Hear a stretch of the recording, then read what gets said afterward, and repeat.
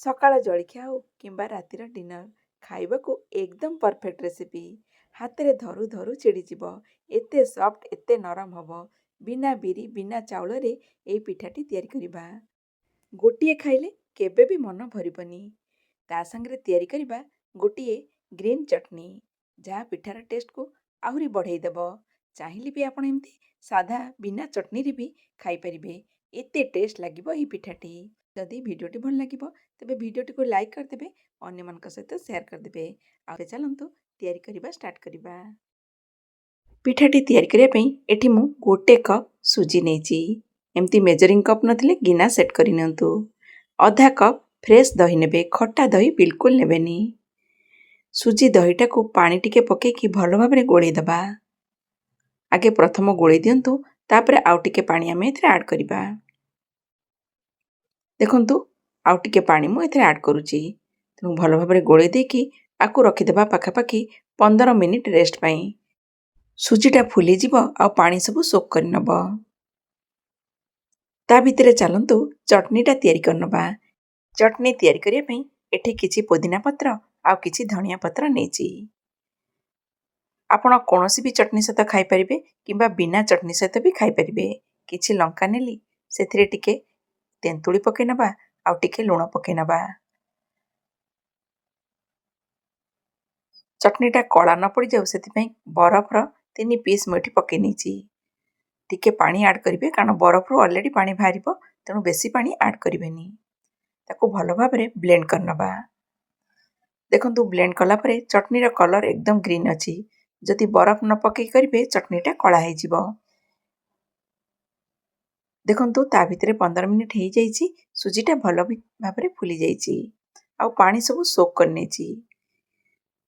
ଏ ଷ୍ଟେଜ୍ରେ ମୁଁ ଆଉ ଟିକେ ପାଣି ଏଥିରେ ଆଡ଼୍ କରିବି। ଦେଖିକି ପାଣି ଆଡ଼୍ କରିବେ, ବେଶୀ ପାଣିଆ କଲେ ବି ଭଲ ହେବନି ପିଠାଟି। ଦେଖନ୍ତୁ ପାଣି ଆଡ଼୍ କରିକି ଭଲ ଭାବରେ ଗୋଳେଇ ଦେଲି। ଏଥିରେ ସ୍ୱାଦ ହିସାବରେ ଲୁଣ ପକେଇବା। କିଛି ଗାଜରକୁ ମୁଁ ଗ୍ରେଟ୍ କରିକି ରଖିଛି। ଦେଖନ୍ତୁ ଗୋଟେ ଟମାଟର ଭିତର ଅଂଶକୁ କାଢ଼ି ଦେଇଛି ଛୋଟ ଛୋଟ ପିସ୍ କରିକି। ଲଙ୍କା, ପିଆଜ ଆଉ କ୍ୟାପ୍ସିକମ୍କୁ ଛୋଟ ଛୋଟ କାଟି ନେଇଛି। ଆପଣଙ୍କ ପାଖରେ ଯାହା ବି ପରିବା ଥିବ ନେଇପାରିବେ। କିଛି ନଥିଲେ ଖାଲି ପିଆଜ, ଧନିଆ ପତ୍ର, ଲଙ୍କା ନେଇକି ବି କରିପାରିବେ। ସବୁ ପରିବାରୁ ମୁଁ ଟିକେ ଟିକେ ପକେଇଦେଲି। ଟମାଟର, କ୍ୟାପ୍ସିକମ୍, ଗାଜର, ଧନିଆ ପତ୍ର, କଞ୍ଚା ଲଙ୍କା ଆଉ ଭୁସୁଙ୍ଗ ପତ୍ରକୁ ଚୁନା ଚୁନା କାଟି ନେଇଛି, ତାକୁ ପକେଇ ନେଲି। 1 ଚାମଚ ଜିରା ପକେଇ ନେବା। ସବୁ ଜିନିଷକୁ ଭଲ ଭାବରେ ଗୋଳେଇ ଦେବା। ଦେଖନ୍ତୁ ସବୁ ଜିନିଷ ଗୋଳେଇଲା ପରେ ବଟରଟା ଟିକେ ଥିକ୍ ଲାଗୁଛି। ଏ ଷ୍ଟେଜ୍ରେ ମୁଁ ଏଥିରେ ଆଉ ଟିକେ ପାଣି ଆଡ଼୍ କରିବି। ବେଶୀ ଆଡ଼୍ କରିବେନି, ଏକଦମ ଟିକେ। ଦେଖନ୍ତୁ ଏତିକି ଥିକ୍ ରହିବ ବଟରଟା। ତେବେ ଚାଲନ୍ତୁ ତାୱାକୁ ଗରମ କରିକି ପିଠା କରିବା ଷ୍ଟାର୍ଟ କରିବା। ତାୱାରେ ଅଳ୍ପ ଟିକେ ତେଲ ଲଗେଇଦେଲି, ବେଶୀ ତେଲ ଲଗେଇବେନି। ତାପରେ ଦେଖନ୍ତୁ ଆଉ 1 ଡଙ୍କି କିମ୍ବା 2 ଡଙ୍କି ପକାନ୍ତୁ। ବେଶୀ ପତଳା କରିବେନି, ଏ ପିଠାଟା ଟିକେ ମୋଟା ରହିବ, ନହେଲେ ଉଠିବନି, ଭାଙ୍ଗିଯିବ। ତା ଉପରେ ମୁଁ ଚାହିଁଲେ କିଛି ଯେଉଁ ଭେଜିଟେବୁଲକୁ କାଟିକି ରଖିଥିଲି ପକେଇ ନେଉଛି। ଚାହିଁଲେ ସେମିତି ବି କରିପାରିବେ, ଦେଖିବାକୁ ସୁନ୍ଦର ଲାଗିବ। ସେଥିପାଇଁ ଉପରେ ଟିକେ ଟିକେ ପରିବା ମୁଁ ପକେଇ ନେଉଛି। ଟମାଟର, କ୍ୟାପ୍ସିକମ୍, ଗାଜର ପକେଇଲା ପରେ ଧନିଆ ପତ୍ର ମୁଁ ତାକୁ ଏମିତି ଟିକେ ଟିକେ ଦାବି ଦେବି ପିଠା କଡ଼ିକାରେ, ଯାହାଫଳରେ ସେ ଭଲ ଭାବରେ ସେଟ୍ ହେଇଯିବ। ଧନିଆ ପତ୍ର ବି ଟିକେ ଆଡ଼୍ କରିନେବା। ଏଇନା ଟିକେ ତେଲ ପକେଇଦେଲି। ଚାହିଁଲେ ଆପଣ ବିନା ତେଲରେ ବି କରିପାରିବେ। ତାକୁ କଭର କରିଦେଉଛି। ଲୋ ମିଡ଼ିୟମ୍ ଫ୍ଲେମ୍ରେ ଆକୁ କୁକ୍ କରିବା। ଧୀରେ ଧୀରେ ହେବ। ଦେଖନ୍ତୁ ଉପର ପୁରା ଡ୍ରାଏ ହେଇଗଲାଣି। ଏଇ ଷ୍ଟେଜ୍ରେ ମୁଁ ପିଠାଟାକୁ ଓଲଟେଇ ଦେଉଛି। ଦେଖନ୍ତୁ ତଳପଟେ ବଢ଼ିଆ ଭାବରେ ଗୋଲ୍ଡେନ୍ ବ୍ରାଉନ୍ ହେଇଯାଇଛି। ନେକ୍ସଟ ଆଉ ଟିକେ ହେଲା ପରେ ଆମେ କାଢ଼ି ନେବା।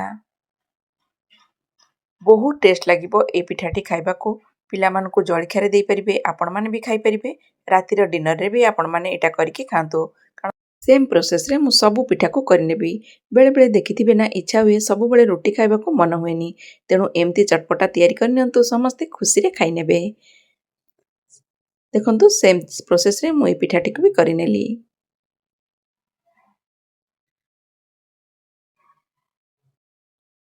ଏଇନା ଗୋଟେ ଜାଗାରେ ମୁଁ ସର୍ଭ କରିକି ଆପଣମାନଙ୍କୁ ଦେଖାଉଛି।